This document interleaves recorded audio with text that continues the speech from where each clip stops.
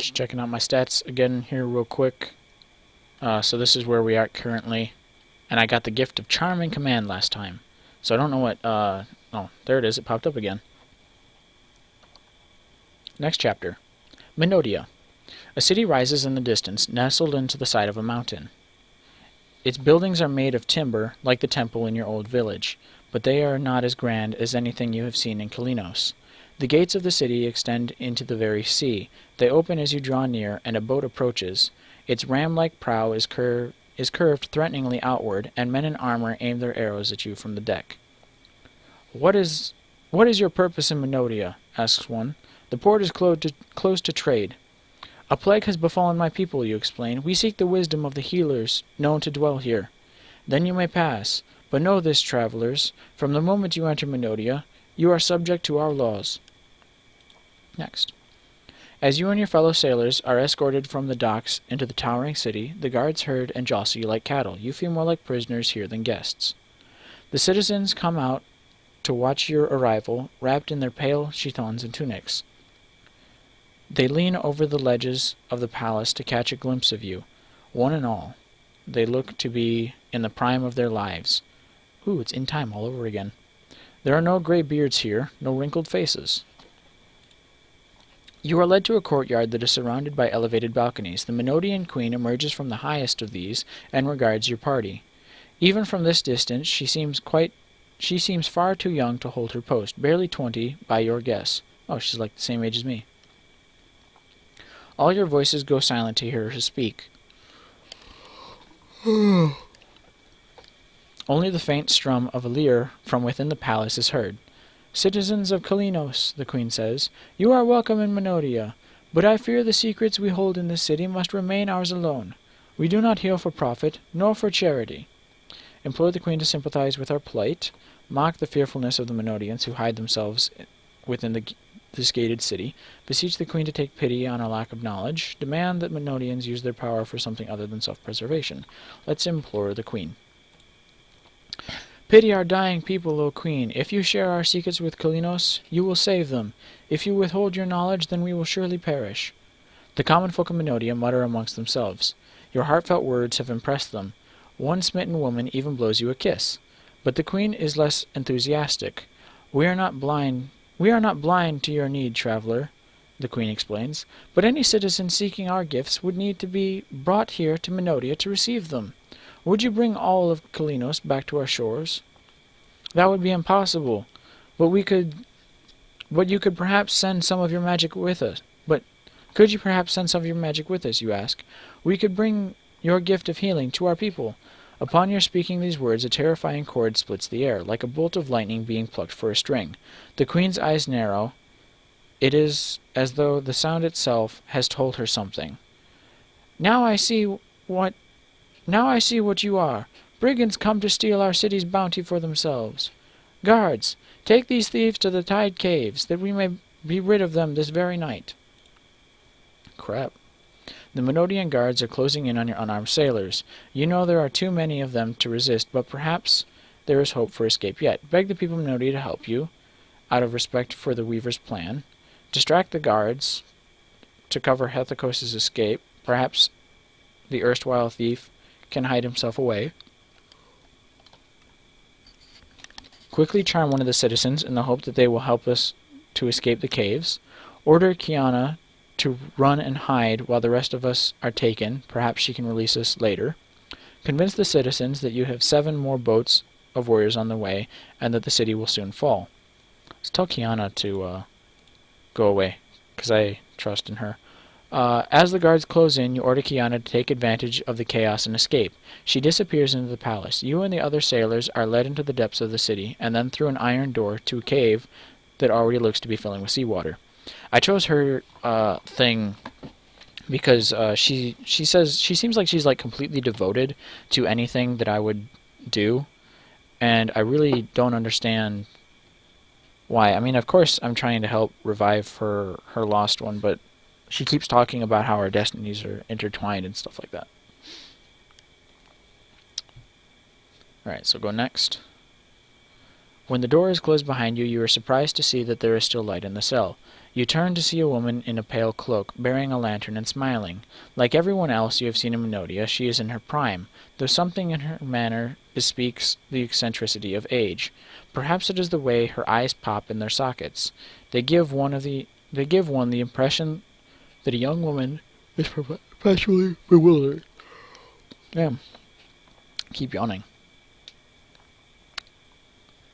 I thought I might have company at my execution, she grins, but never so much of it. She reaches out her hand in greeting. I am Shiraxa, and I am pleased to make your acquaintance, however briefly. I take it you have made an enemy of the Queen. We have, you concede, but I am uncertain how. We merely suggested that she send some of Menodia's healing magic to our city, to fight a plague that has befallen our people. Chiroxa chuckles. Menodia's power to heal does not derive from knowledge, my friend. We are possessed of a sacred gift, a lyre. All who hear its music are healed of disease and even age. So that's what it is, the object. The Queen must have decided that you sought to steal it. Where's this lyre come from? Where's the lyre kept? How long has the lyre been in Menodia? Where's it come from? It is said that fishing folk discovered it at the bottom of the sea many centuries ago. Now it is held in a garden at the center of the mountain. Most Menodians live now only because they continue to hear its music, day after day.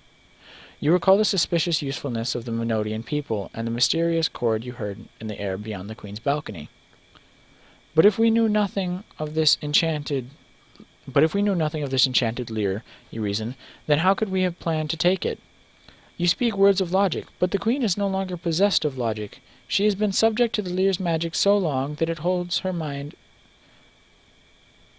on her mind is all-powerful. Indeed, most Menodians have been under the lyre's control for centuries. Their lives are now given wholly to its protection. The rest of us are prisoners of our own city, until the day we are old enough to fall under the lyre's control. Then we, too, will join the guard. How is it, then, you are free of the lyre's power? And what are you doing in this chamber? What will happen to us if we stay here? No, we're going to drown if we stay here. How is it that you then are free of Lyre's power? I am only 73, and young enough to yet resist its spell. In fact, that is how I came to be in this chamber. I tried to destroy the lyre while I still could, but I was captured and brought here to drown when the tide next rises.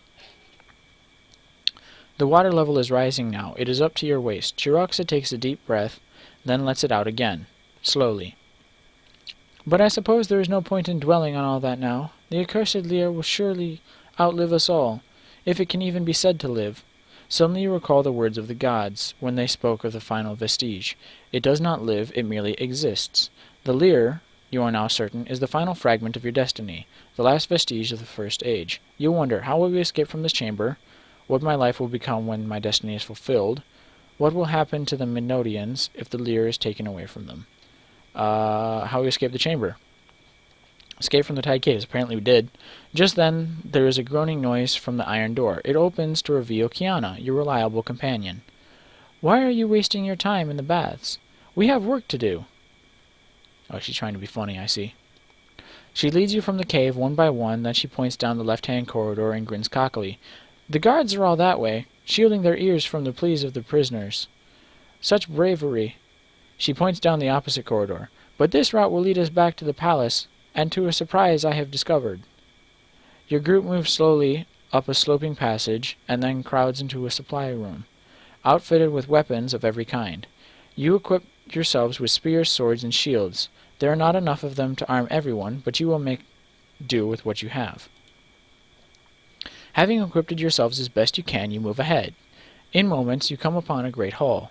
Here, tree trunk columns shine like polished stone, and oaken walls are stained the color of wet earth. It would be a charming scene, indeed, if not for the guards. The garden of the Lyre is on the other side of this chamber, Troxa whispers. We have no choice but enter. You assess the situation. A decisive attack would be the best way to handle these guards and prevent them from harming your sailors. Yet, can you hurt any of these Menodians with a clear conscience, knowing that their minds are not their own? You order your sailors to eliminate the guards. Deadly sneak attack? No. Make our way through the chamber as quickly as possible while repelling the guards' attacks. Okay. Link shields in a line and advance on the guards, cutting them down. Nope.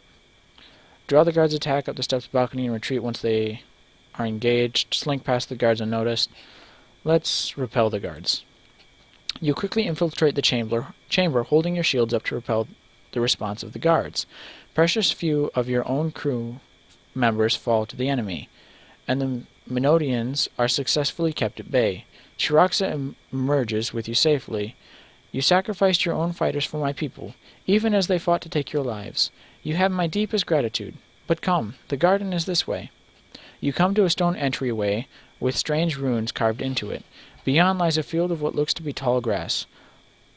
One of us will make their way to the Lyre. The rest of us must hasten to the docks, so to retrieve a seaworthy vessel. I will steal the Lyre, says Kiana. Benjamin should stay with his crew. Chiraxa draws near to her to instruct her. The mountainside is open to the sea. You can bring the Lyre through to the water, and we will bring the boat to fetch you. But take care, the Lyre is guarded by the 3 fishing folk who first discovered it. Now they call themselves its priests. Their very shapes are under its command. Do you wish me to show them mercy? Asks Kiana. Chiraxa shakes her head. It is told they ignore many warnings from the gods when they brought the Lyre to our city. Do with them as you wish. Switch to Kiana. I shall, you say. You nod reassuringly to your companions and begin making your way to the garden of the Lyre. Fight bravely, Kiana, Benjamin calls over your shoulder. Always my friend, did I not rescue you from the tide caves? Weavers, pray do not vex me. There we go. The garden of the Lyre proves a strange place, as verdant as any hilltop, but enclosed almost entirely in the mountain walls. A fallen cliff to the west provides much of the sunlight. You have the sense of being inside and outside at once. You press into the distance, seeking the Lyre and thinking of Benjamin, this warrior from the west whose destiny has become so entwined with yours. Frankly, you have always found Benjamin a fair and just person, a man of uncommon integrity, or a great thinker. I would go with all of these. If I was a just person, I would have killed a lot more people. But I'm definitely... Let's go with integrity. Without Benjamin's destiny, you could have never hoped to earn the hand of Norala, and now it has become your only hope of saving her. Your only hope for meaning in this unwelcoming world. You only hope for a future.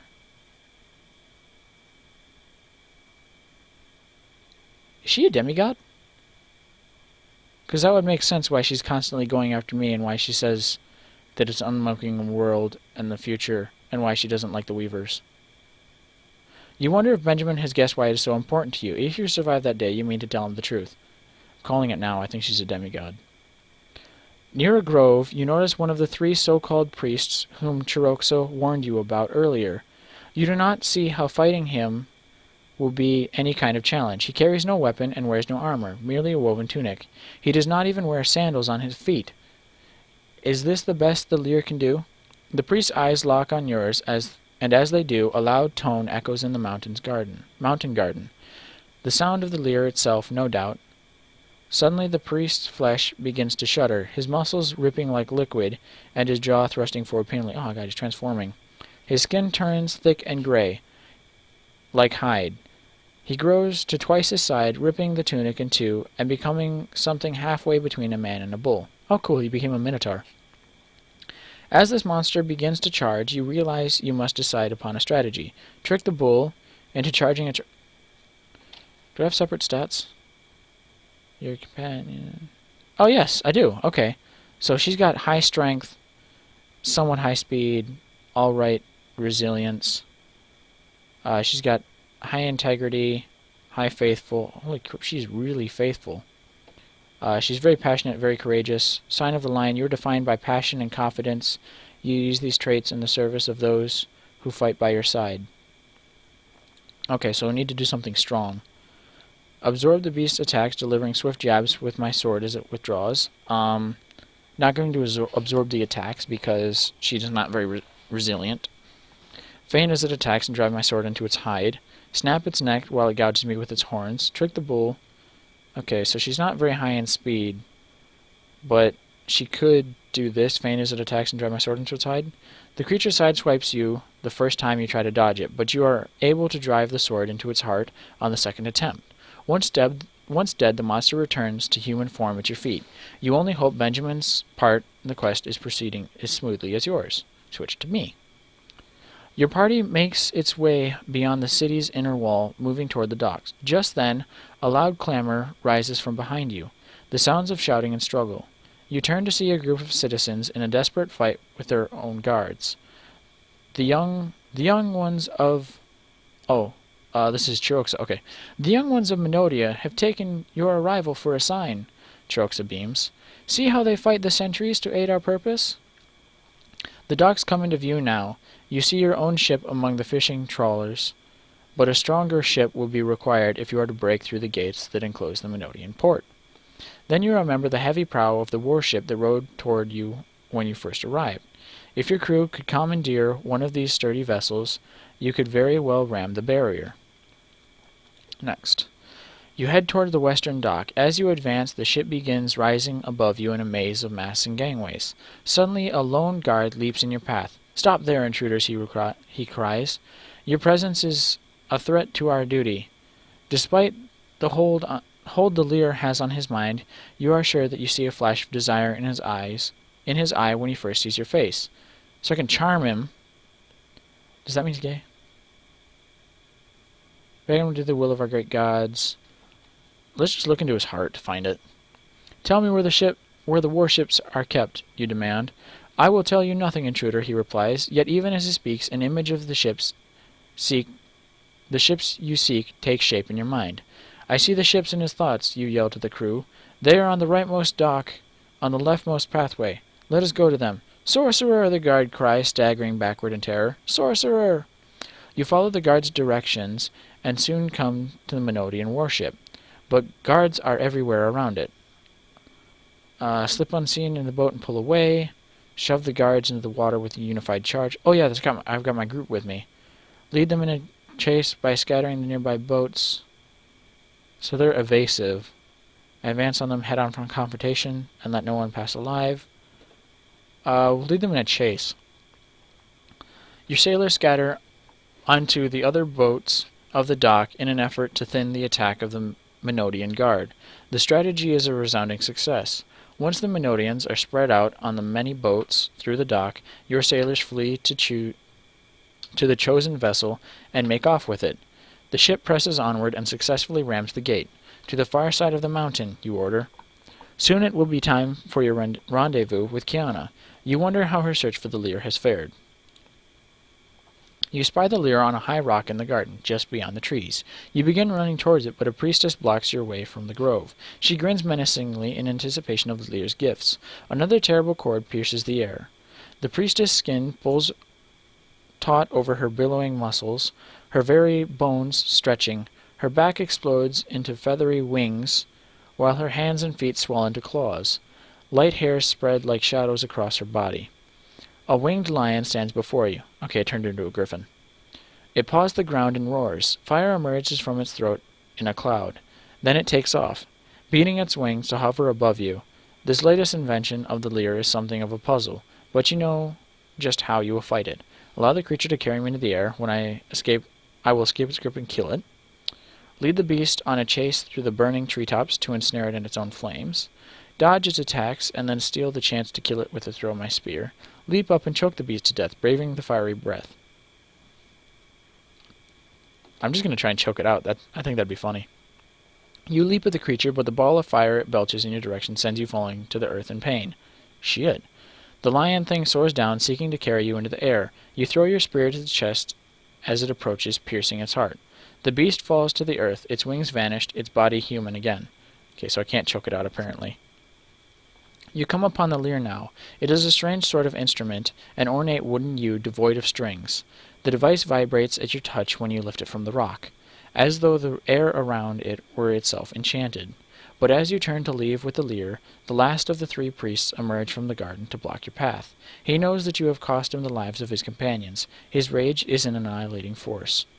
The Lyre plays another one of its chords, and the priest's limbs sink into his skin, as though his body is devouring itself. The shapeless mass turns green and vicious. It begins to stretch and groan, so he's turning into a snake. A terrible gurgling noise emerges from the creature as it takes form. You have no desire to see what the Lyre is concocting. You climb the ruined cliff as quickly as you can, scramble over the edge of the mountain, and leap into the water beyond. Ahead you can see Benjamin and his crew rowing away from Menodia in a warship. You swim towards them. Switch to me. There she is, you cry, spying Kiana in the water near the mountainside. Row faster! She's just ahead. Soon Kiana is being hauled aboard the ship by your sailors. You remark upon her injuries. I will heal, Kiana replies, and so will Kalinos. She holds the Lyre up, triumphant. But before you can rejoice, something enormous bursts from the water, nearly half the size of your ship, and it has 3 toothy heads on serpent necks. It's a hydra, okay. Its green skin is riddled with needle-like spines. It is a monstrosity unlike any you have yet encountered. The final priest of the Lyre. Kiana sighs as though introducing you. Oh, the final priest of the Lyre, Kiana sighs as though introducing you. The creature's heads roar. Past its mouth you see pulsating tunnels lined with hooked teeth. Jump down where the creature's throat and rend it apart from inside. Climb on its spiny body and blind its head one by one. Dodge the beast's attacks and hack at its head with my sword.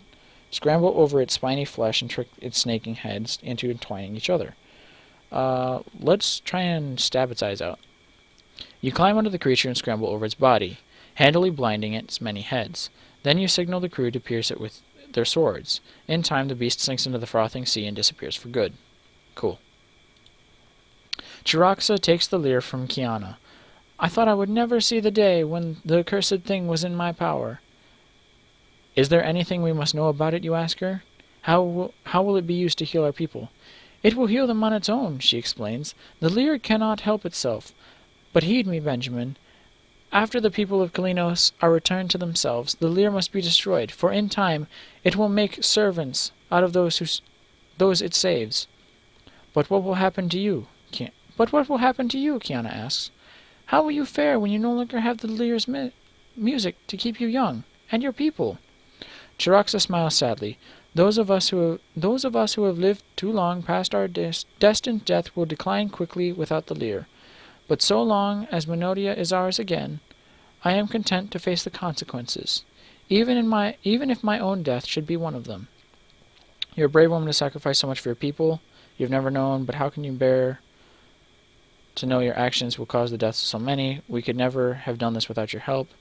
I am glad to aid you in the destruction of this unholy place. I cannot in good conscience destroy the Lyre if it might harm your people. Let's be glad that it's gone. See to it that your city does not fall victim to the same dark power once your people are healed. Next. The journey home to Kalinos proceeds quickly, for your ranks were scattered, diminished by your sojourn. Scarcely diminished. Okay. Bleh. I don't know why I was reading it wrong. By your sojourn to Menodia, and your rowers have hope on their side. The Lyre remains silent during the voyage, but when Kalinos first enters your sight, it begins to play. By the time you have pulled into the port, you hear strange sounds in the city, exultation and laughter, carrying down the hill from the palace. When your crew runs to the palace hall, you find the sleeper's eyes open. You run to the chamber of the king, where you find its princess alive again at last. She is so thin you hardly recognize her, her hair mere wisps. But the look in her eyes when Kiana takes her in her arms proves the world that they knew is theirs again. And all glory to the weavers for returning. May the gods be cursed forever taking it from them. Could not have happened without my bravery. We owe it all to our brave crew. 3 days later, the king calls you and Kiana to his throne. He carries the Lyre. Your journey to Menodia has saved many souls, but with the sleepers now safe, this accursed thing must be destroyed, lest its evil take root here. Kiana is the one who retrieved the Lyre from the garden. The honor falls to her. Kiana nods proudly in assent. Let us first bring the Lyre to the temple of Sephil, that I may offer it to our city's patron goddess. That night you and Meredith follow her to the temple of Sephil, where you have often seen her pray. Once there, she addresses the statue on its throne as though it is the goddess in the flesh. "I lay this at your feet, Safil," she says, "a trophy from a greater destiny that has emboldened my own. The champion of the gods has made this glory possible for both of us, and the purpose of my life is proven here." Yeah, she's definitely demigod. With these words, she smashes the lyre to bits, fairly grinding it between her hands. When she places the smashed instrument on the altar, her palms are ragged, and there are drops of blood on her offering. The moonlight makes them glow. Yep. "I offer this gift as your servant, and as your daughter." Suddenly you understand. Kiana's many visits to the temple, her fervor for the adopted Sivi, why your destiny was of such importance to her. To a child of the gods, with no great path to match her talents, the chance to become part of your destiny was a great gift indeed. She looks to you now, her eyes filled with tears. "You cannot know what our journeys have meant to me, Benjamin. To have power without consequence is such a terrible thing, is a terrible thing. In the days before we met, I feared to die, to think that I would leave the world unchanged. No place better than it was when I first came here. I no longer have that fear now. You regard your proud companion now that she has revealed her secrets. I admire Kiana all the more for her connection to the vine. I pity her for the burden the weavers placed upon her by denying. I am proud to have been in some way the cause of joy to her." Yet you have a single question for her. Why keep your lineage a secret, being the patron child? Would not the people of Kalinos have admired you? Why did you not reveal your lineage to the king? Why did you never seek Safil's help? Did Narula know? Yeah, did Narula know? To become part of destiny, you must be patient and allow the paths of others to make themselves a part of yours. Admitting to my lineage, even to her, would have disturbed that purpose. And what will happen now? Now that I am my own woman in the eyes of my love, I am ready to be Safil's daughter in her eyes as well. In the coming days, as Kalinos takes its first tentative steps toward reclaiming the life it once held, you feel the gods' dual gifts of charm and command fading within you. With their passing, a great weight begins lifting from your soul. The three vestiges of the first age are now gone, and the seer's prophecy has been fulfilled. Your destiny no longer belongs to you alone. It belongs to the people of Kalinos, even to Kiana. They will share in the future that the weavers have crafted, building it with you. The god of chaos has failed. And that's the end of that chapter, so I feel like this is a pretty good place to leave off. I hope you guys enjoyed. Thank you very much for watching, and I will see you guys next time.